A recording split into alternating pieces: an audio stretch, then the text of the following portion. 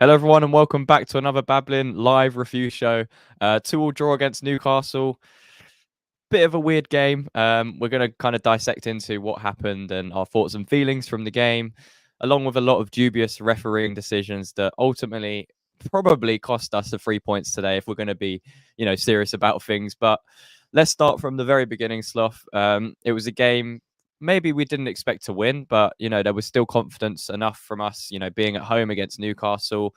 The lineup, was it pretty much as expected for you, with Paqueta playing left wing and Souček staying in the middle with Kudus on the bench? Pretty much. I think it's a case of a winning team and all those cliches of you don't change it. But I think Paqueta's absolutely shone in that position, and it gives him a lot more freedom.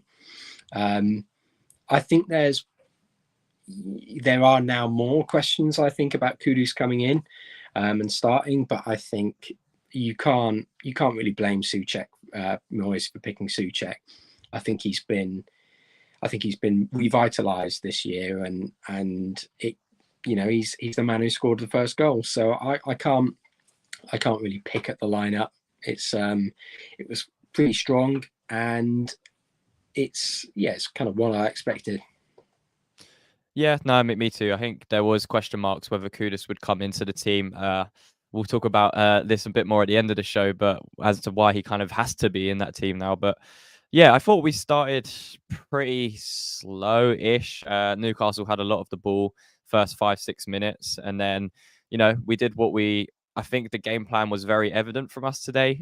Straight away, it was hitting the channels with long balls as they pressed pretty high and trying to find those gaps between their defenders, especially Trippier, who was going forwards a lot in this game. And that's how our first goal came about. Antonio made that nice run into the channel, holds the ball up really well, to be fair. Battles off the defender excellently, just plays it back to Paqueta, who again is instrumental to a lot of good things that are happening at West Ham at the moment. And he was there to play a lovely ball through to Emerson, who, to be fair, there's question marks about what Pope was doing, but I think Emerson's touch kind of caught him off guard a bit. I don't think he expected him to take that good of a touch around him. And Souček was there, arriving in the box as he has done all season to make it 1-0 after 8 minutes. And yeah, took the lead. And it was kind of against the run of play because I don't think we touched the ball much at all. But how happy were you to see that kind of move pay off with 3 or 4 passes and a nice sequence to break out their press?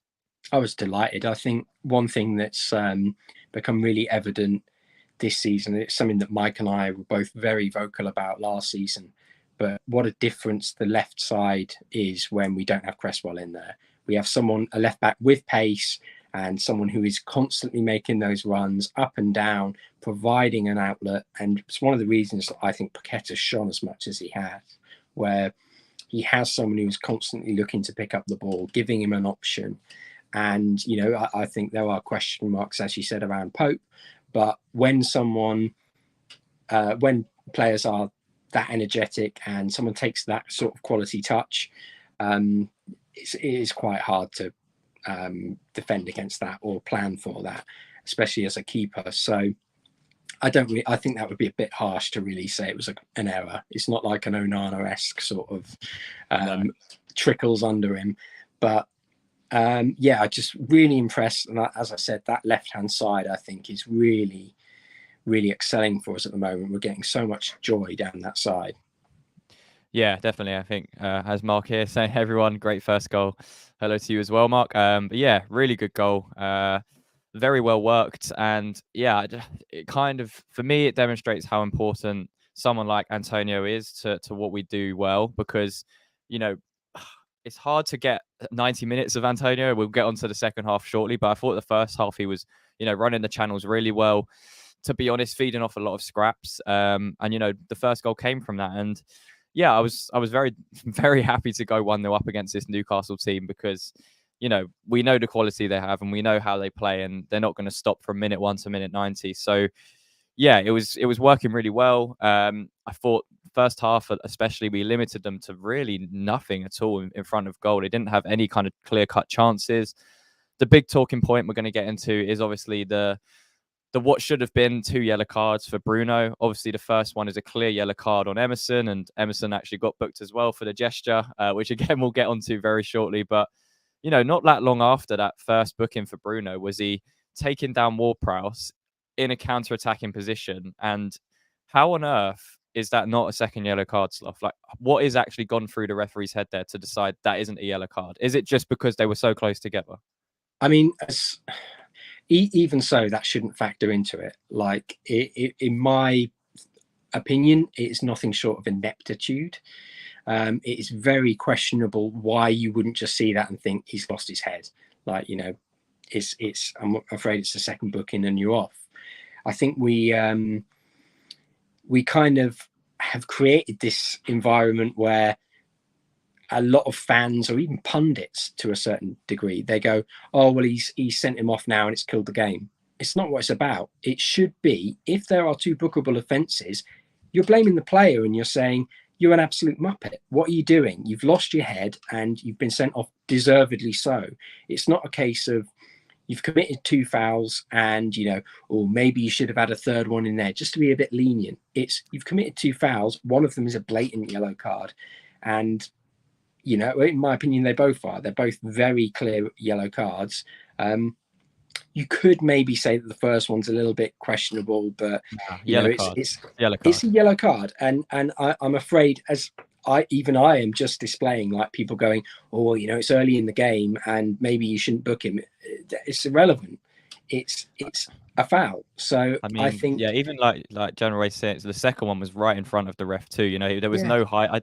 I just don't understand what went through the ref's mind. I don't understand the decision making. Even in the Arsenal game we just saw against Man City, clear red card for Kovacic. Even the first challenge could have been a straight red, and then he does the same tackle 2 minutes later. It's like, just because they're close together, it doesn't count for another bookable offence. Like, what's the precedent here?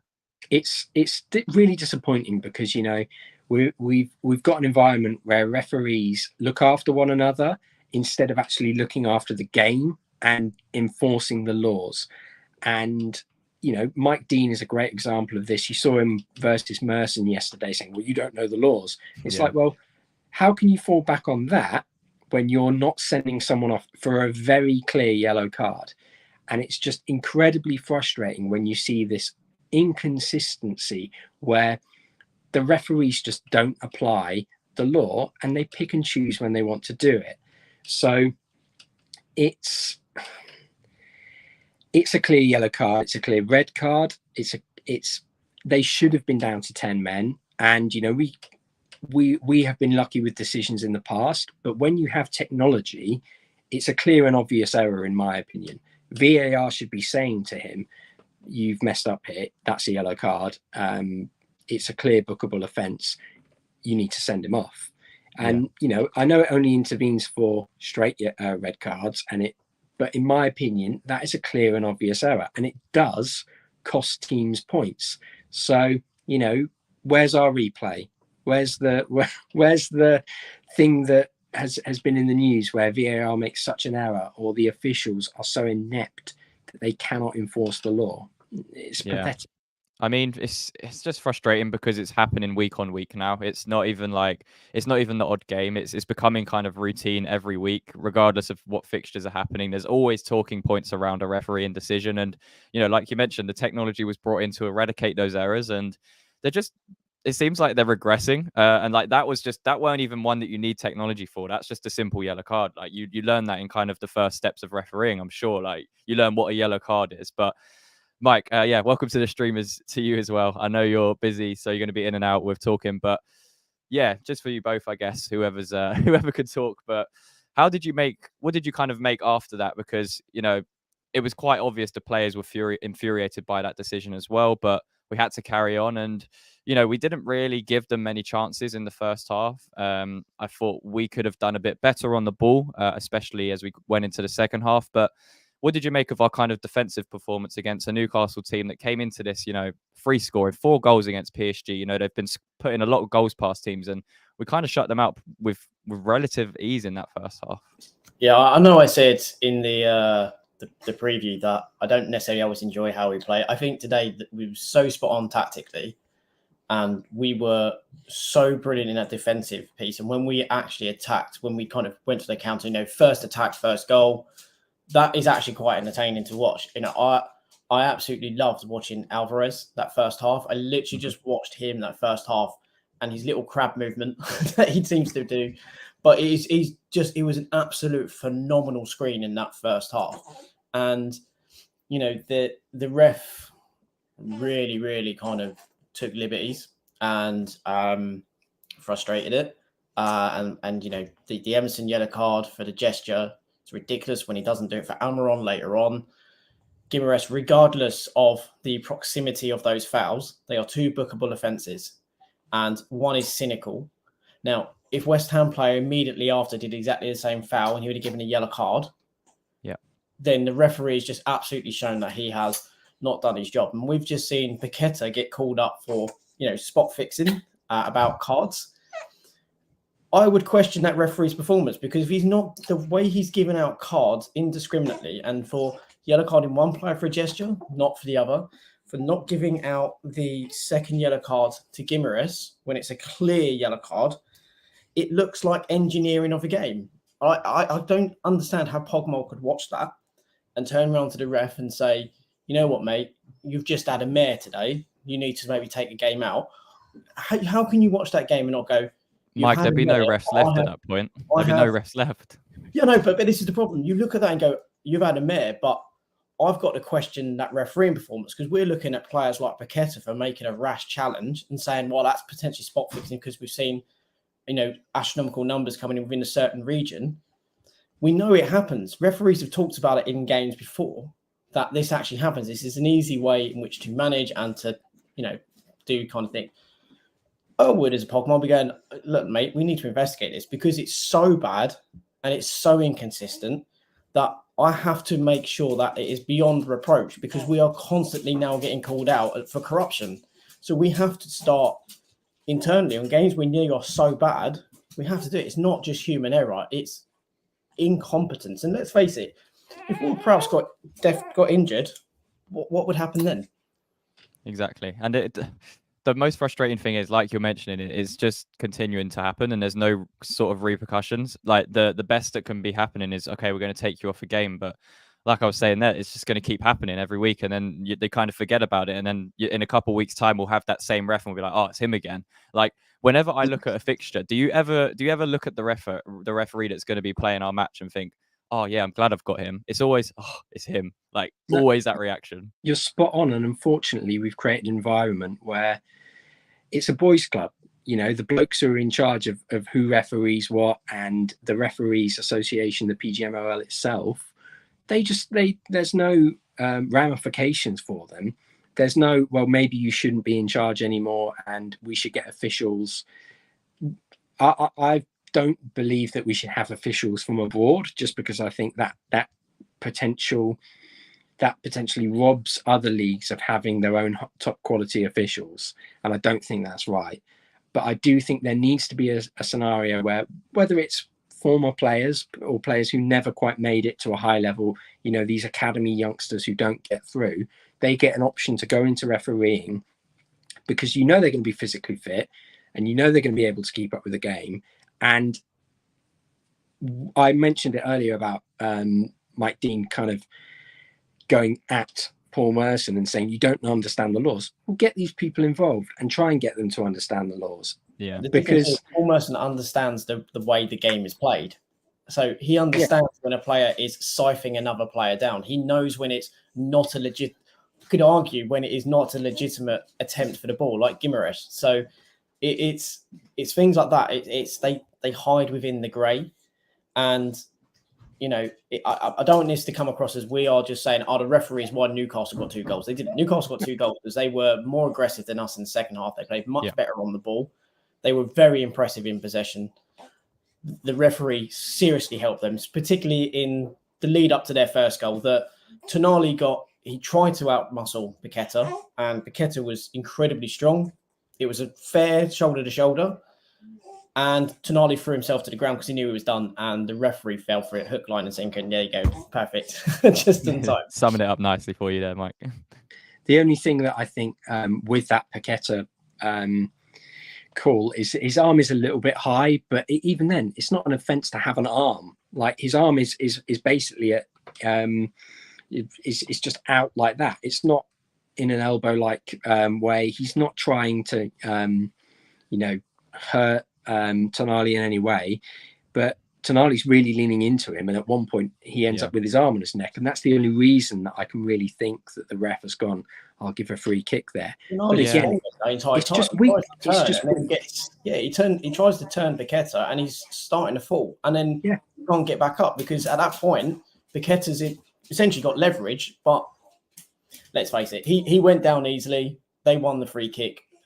We then didn't defend it properly. So, yes, you can never go to the referee, but there's another phase of play, and we didn't defend competently enough on that set piece. So again, referee was at fault.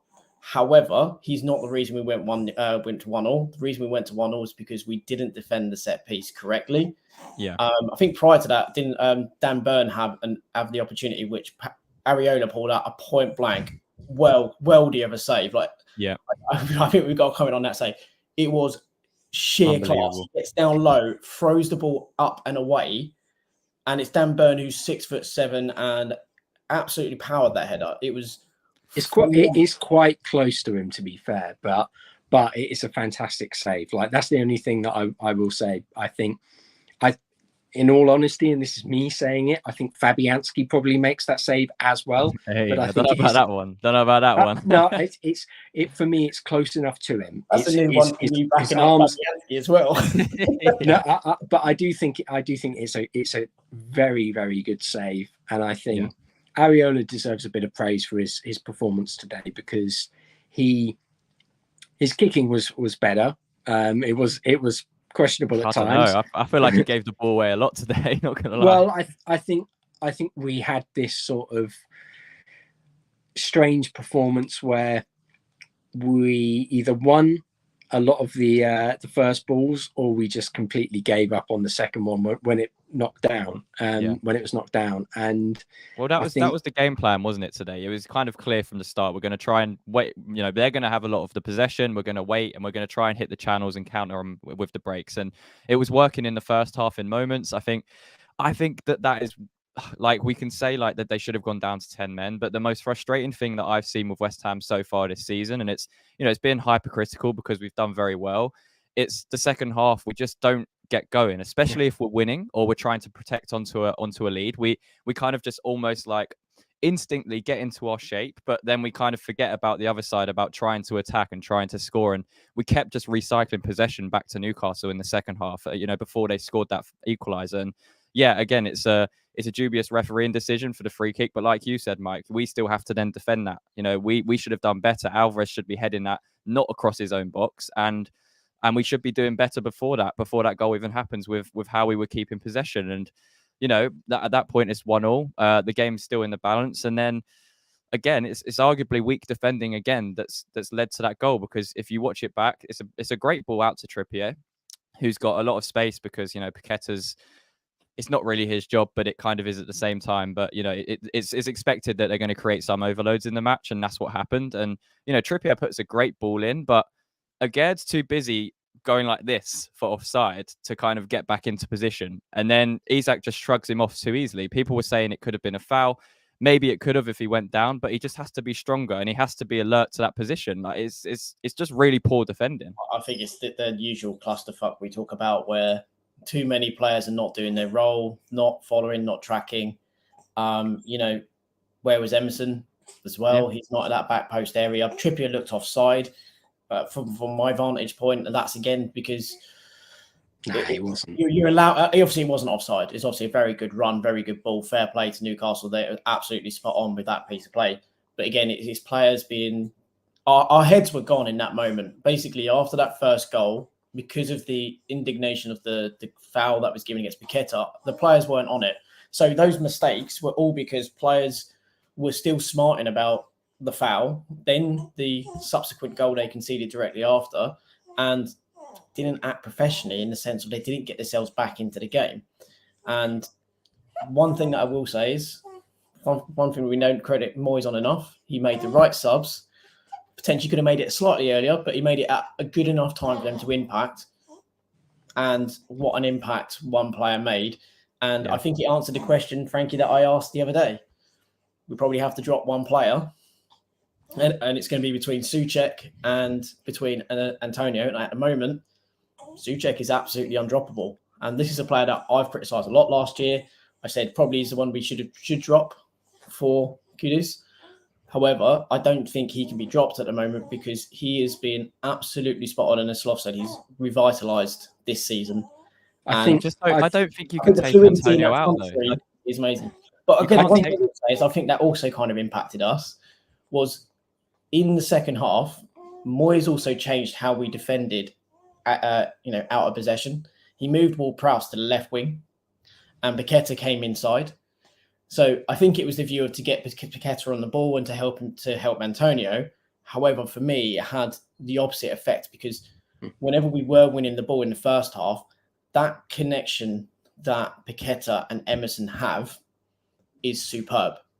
And they work so brilliantly together. And I think it disjointed that. And that's what came and led partly to us really struggling in that kind of early second half because of the switch where Ward-Prowse kept coming over to the left-hand side when we was out of possession, then coming inside and Paqueta going to the left or being a bit more free roam. I think it actually disjointed us. I can understand the reason behind it, but I think it disjointed us a little bit and played into a bit of Newcastle's hands. And that, I think, really kind of... It was one of the things that I was a bit bemused by because I think it impacted us too much. Yeah, go on, Sloth. I think one thing to take into account is that Newcastle do like to hit teams on the counter, and they have an incredibly athletic and quick forward and skillful with his feet in terms of Isak.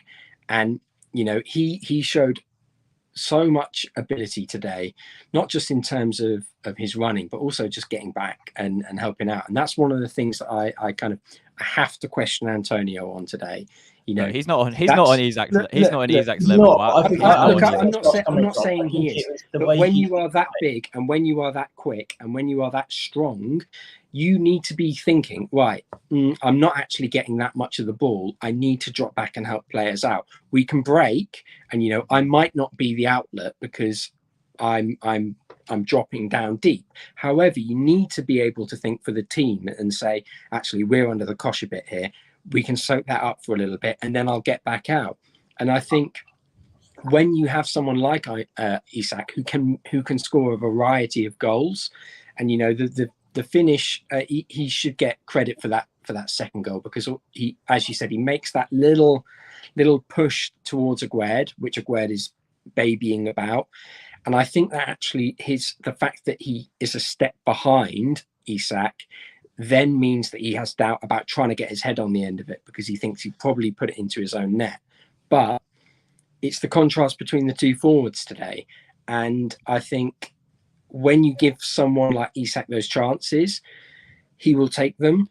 And I just don't think Antonio created the chances that normally we see him do. I agree with what you're saying. I do agree with what you're saying. Look, Isak was excellent today. He's very good at linking up play, but I just don't see it as a direct comparison. Antonio is nowhere near as technically gifted as Isak. You look at what he was doing in the first half, where he's kind of drifting out to the left-hand side. He can drop and link play. Yeah. He didn't do that enough. Isak knew that he couldn't match Zuma, strength for strength. Even again, he couldn't really kind of compete from in the air as such. So he dropped and came into midfield and Tonali went ahead of him. That's the thing that we didn't do, which then made more problems for Newcastle. He just tended to stand on the centre-back and that made it easier. Our first goal came about, no? It's not a direct comparison, by the way. He didn't stand on the centre-back. He made a run behind and, arguably, you could argue it's a slight miscontrol. He tried to take it on the fire and control it. Come on, guys. He took it on the fire to try and control it, to hold it up. He didn't do it to try and spin him behind. Same with Emerson's where it touched his foot. He was trying to trap it on his foot, but the touch takes it away. It's not that it was bad. It's not that we go, oh no, it's terrible. But it was a fortunate one that he's kind of tried to turn. He's trying to keep it into his path rather than play it ahead. But because he had the pace and the strength, he did well. And that's the thing. In the first half, when he has energy, he can stand on a centre-back. In the second half, he doesn't adapt enough. And I think what I found worrying is the point that Paqueta went up top and was dealing with the hoofball play better than Antonio. But again, that's because Paqueta would also then not always stand on the centre back. He'd also move around a bit more. And I think that's where Sloss coming from. We're not saying Antonio. Yeah. Antonio actually I think Antonio had a decent game. I think he struggled in the second half. The first half, I think, was very effective. And for the first goal, he was brilliant. You know, that spin, I think, was slightly fortunate to come off his fire. But after that, he was absolutely superb. He stopped play, used Paqueta, and Paqueta used Emerson. And the way... I get what you're saying, but at the same time, at that point where Antonio's come off, Paqueta might be playing in that striker. Paqueta did really, really well when he went up top today. He did really well. You know, he was challenging a lot of the balls. He was, linking play really well. But he also has Ben Rama and Kudus on the pitch in that moment. You know, when you're looking at it that way, behind Antonio, it's kind of, you have Alvarez, Ward-Prowse, Souček, and then Paqueta out on the left wing who's drifting inside, not really making runs off of him. The only player that makes runs off of Antonio is Bowen. And again, today, Bowen was pretty anonymous. He didn't do much at all. Look,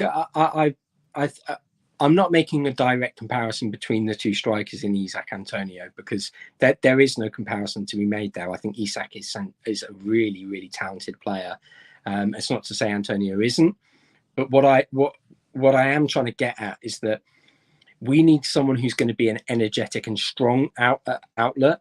And I think Antonio is getting to the point where we can't rely on him to do that for as long as Moyes plays him for.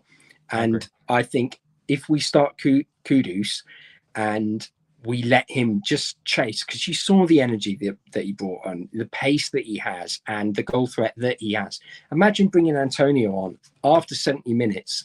And even for someone like Dan Burn, who is 6'7" and massive, you know, that is nightmare fuel, really, because he's going to bully you, he's going to be at you, and he's going to be running at you for near enough half an hour. For me, it's tough, because if you do that, you're then taking away Paqueta from our middle third game, and you know, then what kind of midfield are you going to play? Are you going to stick with Alvarez, Ward-Prowse, and Kudus, or are you going to go Alvarez, Ward-Prowse, Souček, and then play Kudus, Paqueta along the front three? That's it. What we said in the preview is the fact that you can look at Paqueta as how Liverpool utilised Firmino for many years. He was an attacking midfielder, arguably what Paqueta was when we signed him.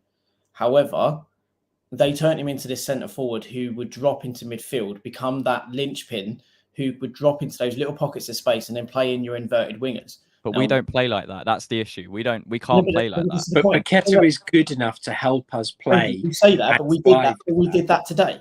So that was but that was like when we're chasing the game and Newcastle are kind of shutting up shop. This isn't like we're not going to play like that for 90 minutes. No. Hang on. No, that's a cop out. Right? It's not. But it is though, because the fact of the matter is, Moyes wants to play more possession-based football. He said he wants to do that a bit more, and he likes us to be strong. He also understands that he's got three exceptional players who can play in that final third in Paqueta, Bowen, and Kudus, and he needs to get them in. So he either puts Kudus to the left wing, which means he has to drop a centre midfielder, like a Souček, or he has to put him up front and then play with a dynamic front three, which means then he has to drop Antonio. So he's got two choices. They're his only two choices, because Ward-Prowse we know is not going to get dropped, and we know Alvarez is very unlikely to get dropped as well. So there are his two options. If he wants Kudus in the team, he's going to have to drop either Souček or he's going to have to drop Antonio to make him fit. Because again, Paqueta ain't going, Bowen's not going. So he's going to have to work on this more dynamic front three. And Bowen, we know, is brilliant at outside to inside runs. We know Kudus, based on his movement again today, the pockets he was picking up, granted he was allowed a bit more central, but the pockets he picks up are incredibly intelligent and was able to really cause Newcastle problems. He changed the game for us when he came on because of the positions he was able to pick up. Now, if you have a front three that all of a sudden can all rotate positions, you telling me we're going to not want that because I'm not saying I don't want that. I'm saying if it's the way Moyes plays and way we play, we can't do that because we're not going to have enough possession. Like if you look at all of the games we've played, Mike, answer this question. If we played that way from the start of the season to now, and took Antonio out of the equation, would we have more points than we are at this stage? Do you reckon? Yes or no? For the way we're playing with Moyes. I don't think so. I think Antonio is massively integral to the way we play. I think if we had signed Kudus at the start of the window. Yeah, I think at the start of the season, yes, because Kudus wasn't there. But now Kudus is performing. I think we're at the stage now where, unfortunately, probably Antonio's going to be him and Souček are the sacrificial lambs, and he's going to have to decide between one to get Kudus in. It's just how it is. So he's going to have to adapt. And what we saw today was Moyes adapting. He played players pretty much to their strengths, and he actually, when he signed Paqueta, he signed him, and he did say he can play as a false nine. So he signed him with the understanding and the knowledge that he may want to use him as a nine. So to say Moyes we don't play that way, or Moyes won't play that way, I don't think is true, because he signed Paqueta with that view that he could possibly do it. So that's in reference to the way that, you were saying that Liverpool played with a CF. They have Mane and Salah either side. Like, we don't have that left wing. Kudus isn't a left winger. Like, he isn't. However, if you've got Emerson, who's pushing up very high, you've got a midfield three that gives you security. Emerson provides that left-hand side. Kudus can come inside where he's incredibly dangerous. Bowen can come inside dangerous. You can also ask Soufal, who's, I think he's got 4 assists in 5 games as well, who's actually, in terms of assists coming back into his... You've got 3 midfielders who can give you that security that allows you to play and operate in that way. So I don't give in to the idea that Moyes wouldn't do it. I think he's got it in his mind. He just has to get to the point where he can do it. Because like we said with Paqueta, he says there's certain things about Paqueta that drive him mad. And it's because it makes him uncomfortable, because the certain things that he does is not what Moyes necessarily wants in a player, because he'll take a bit of a risk in holding on to the ball or attracting players, because he likes it to be kind of safe, considered and methodical, whereas if a player plays on the cuff. Again, Kudus is another player plays on the cuff, and that helped us today. And I don't think Moyes is so set with this idea that he has to play Antonio, because he's seen in the last couple of flashes that Kudus is very good at protecting the ball. And despite his diminutive size, in comparison to, say, Antonio, he's strong, can hold off the ball, he can take it around a player, and he takes up brilliant positions and causes better problems. Paqueta also was doing very well in, if the ball was getting launched up and winning headers and winning his kind of his attacking duels. So I think there's food for thought now there, where he may actually do it. And there's definitely room for it to work, because look at our second goal, how that came about. It came about Kudus playing in that number 10 role, picking up that space on the edge of the box and scoring an absolutely fantastic finish. But for me, if it's a question of Antonio or Souček to fit Kudus in, Souček comes out for me. You keep really? Antonio there, and you talk about the kind of front free fluidity. Antonio can drift out to the left wing. He done it, last season or the season before. I think the only problem is, mate, I think it's just the fitness. Like I've got no problems with Antonio starting. My problem at the moment is his fitness is a bit of an issue. He can't. It is a big problem. We need a striker that can. Moffey would have been an excellent signing for us last January. That would have been a really, really good signing. But listen, don't start with that, because then you're going to say Boniface, and then both me and Sloth are going to cry, and then we're going to go away, and we're never going to come back on again. So let's not talk about Moffey. Yeah. Well, let's focus on the positives, because we came away with a point today. In the longevity of this season, it's a very, very good point. Newcastle are an excellent team. They don't concede many goals. We've managed to score 2 against them, and could have got a third near the end after with Bowen. And we're talking about all these issues, but they're great issues to have. Trying to fit Kudus in. We've got all these different options and ways of playing now. We didn't have that before. It was very much, okay, we're going to play this certain way. So yeah, there is a point to what you're saying, Mike. We have different alternatives to how we can play now. And to be honest, if we didn't have those options, we don't get back in the game today. If we didn't have that chance to put Paqueta up top and put Kudus in the number 10 role and change how we played, we don't get back into the game. And we almost won it with Bowen. So for me, it's exciting. We're 7th in the league after 8 games, considering the fixtures we've had. Absolutely, you take that going into the international break, because I think after Aston Villa, we've got some, really strong fixtures on paper. Everton at home, Forest at home, I think Burnley away, Brentford. So we've got some really good fixtures coming up, and it's what you're saying there is going to be key, because we've still got Europa League football to play as well. You're going to have to rotate. You're going to have to change how we play in certain games, and for me, Kudus has to start next game. He's absolutely done everything he needs to show that. And I guess the question is going to be, who does he come out for? Because there's a few options now, and where does Moyes play him? Because it's quite evident that he's best in the pockets, finding the spaces between the lines, and getting the ball on a half turn. Would he be wasted out on the left wing or right wing? Potentially. I think he'd be better on the right because he's left-footed. But yeah, it's then who do you take out? Because, and then you're looking at the defense. We haven't even really spoken about Agerd again. You know, with that mistake, you could say his mistake. I know there's a few errors in the goal, but does he have to come out now? Does he stay in the team next time for you guys, or do you bring someone like Mavropanos into the back line? Personally, I'd bring Mavropanos in. I think, you know, you can question his performance in the Europa League, but I think aside from that, he's not really put a foot wrong when he has come in. And I think it's got to the point where you kind of have to say to Agred, look, we have got other centre backs. You need to cut this out your game, or there's going to be consequences. And in terms of up top, look, I think our midfield was fantastic today, particularly in the first half. I thought they were what put us ahead. I thought they were fantastic. And, you know, Souček's come in for a lot of criticism, rightly so, over the past 12 months. But this season, he's been fantastic. And I think if you try and break up that midfield unit, I think you're risking it. I think his physicality, his work rate that he brings, the comments sound a bit like what we can say about Antonio. But for me, it's the pace and the work rate that is missing up top. And I think Kudus can bring that. I think if you drop Antonio to the bench, you've got the best of both worlds, because you can say to Kudus, look, this is your time to shine. Go out there and show us why you should start the games, and show us you can play that role, show us your pace, show us your strength, and go out and score some goals. Yeah. And you can say to Antonio, you can come on for the last 20 and do exactly the same thing. Give us a problem.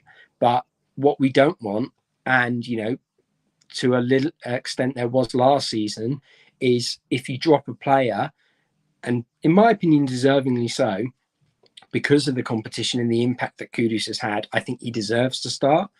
I don't think you can have a scenario where a player goes, well, I'm not happy about being dropped, and causes problems. For me, that is really bad. What would you say about that? Because we've talked about the two players that I've said, you know, Antonio or you know what? If Ward-Prowse wasn't around, it'd be a simple solution of bringing Kudus into that midfield, and you know, Souček could even stay in that team. But to be honest, today I thought Ward-Prowse wasn't amazing. The thing is with Ward-Prowse is he's always got that threat now, and you know, he's always got that corner, and you know, even the free kick, the anticipation of that. You can't replace that because of how effective it's been. You know, no matter how much it could happen, you can't drop Ward-Prowse just because of the sheer amount of assists he's already got this season, and the sheer chance creation just from set pieces alone. And you know, it's a massive asset to us, so you can't really bring that out. It's integral to our play. Yeah. I tell you what did really annoy me today as well, actually, was when we got the free kick, and I'm sure I wasn't the only one who thought, oh, Ward-Prowse has got a free kick on the edge of the box. I did exactly the same thing. I did a little Payet moment of, ooh. Yeah, it's the first time I felt like that before, you know, since Payet. This is another thing where I'm going to be critical of the referee. Is he booked the player for coming forward and not going back to the line, and then he just ignored it. Yeah. And you know, they were clearly in front of the line that he put down for them to stand on, and they were shuffling forward. You have to be consistent, and he didn't again. You book them, but then if they do it again, you book them again. And there was nothing, and that really wound me up. It was a terrible performance from the officials. Yeah. But let's take a look at some of the comments. Couple of Geordies in the on the channel today. Big up, guys. It was a nice match. Yeah, I think a lot of Newcastle fans are happy with the point, considering the you know, you guys just beat PSG 4-1. You're chilling. Yeah. You're fine.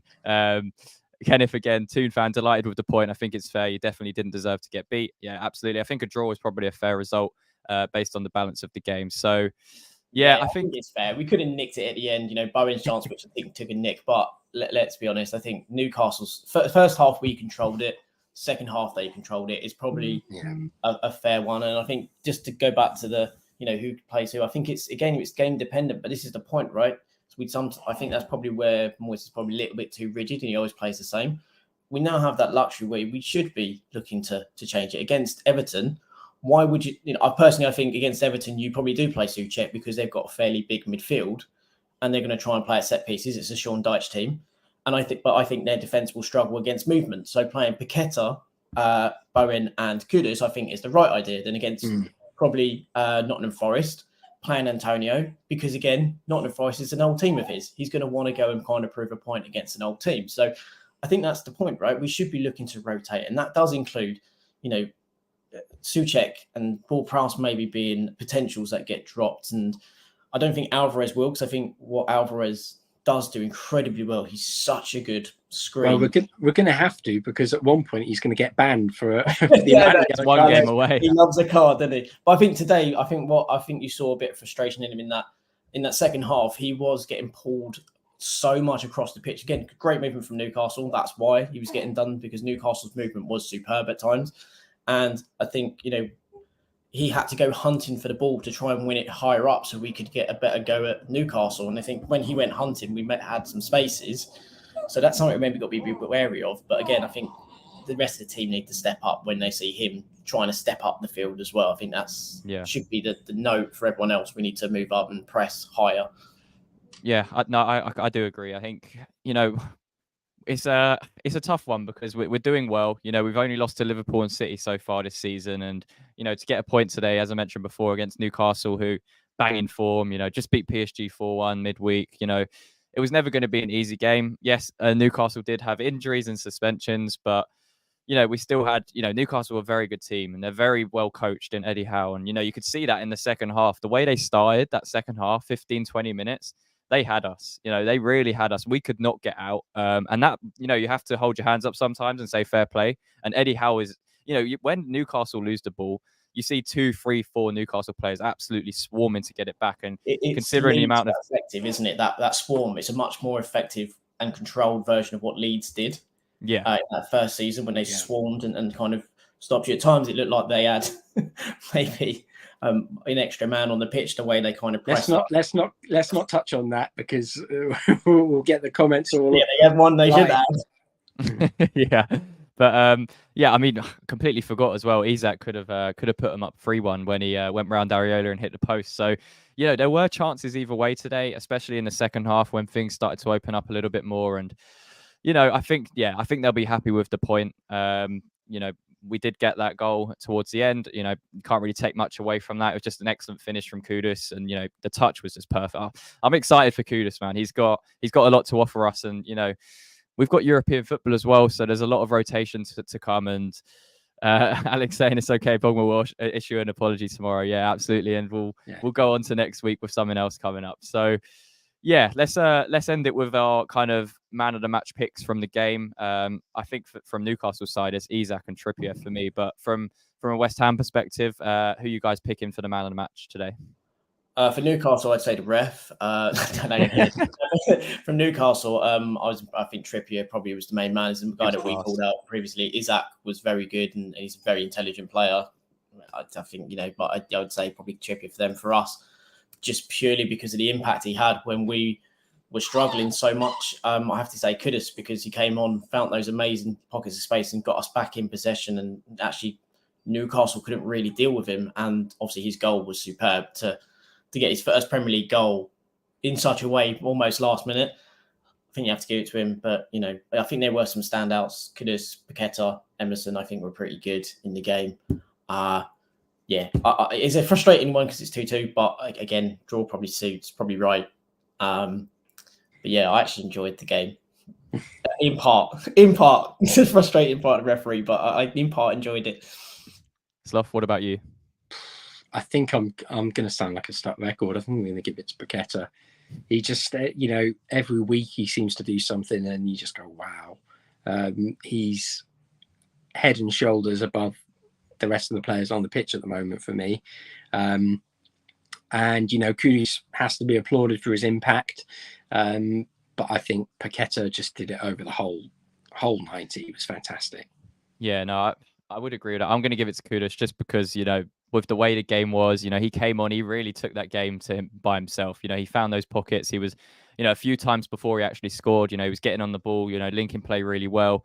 I don't think he was dispossessed really. Every time he got the ball in the middle of the park, he kept the ball, he moved, he made the right passes, and, he arrived in the, just outside the box at the right time. And, you know, Kufal, I think he did pretty well today, to be honest, from a defensive point of view. I think, you know, Isaac was causing him a little bit of trouble in the first half with a couple of his movements out to the left. But in large, especially the second half, I thought he dealt with him really well. And yeah, like you said, you know, Paqueta just every week is kind of one of the standouts for us on the pitch. And Emerson as well this season's just been really, really, really good. And, you know, he's been putting in kind of 7 out of 10 performances every week. So he might not get man of the match, but, you know, in terms of, you know, one of our best players so far this season, is absolutely Emerson deserves to be up there for what he's provided us, you know, both offensively and defensively in the Premier League and Europe so far this season. So, yeah, that's going to be it for our review. Thank you all for joining us on the live stream. We'll be back. Wow, it's international break already again, but yeah, we'll get some content out for you guys, and yeah, hopefully in a couple of weeks' time we'll be back on a live stream celebrating a win against Aston Villa to put us close to the top 4 or something like that. You know, we can dream, But yeah, thank you all for joining. Make sure to leave a like on the video and subscribe to the YouTube channel, as always, as that really does help. And yeah, lads, 2-2 draw. We're going to the international break, 7th in the league. And yeah, there's only one thing for us left to say, and that is... Come on, you eyes. Come on, you eyes.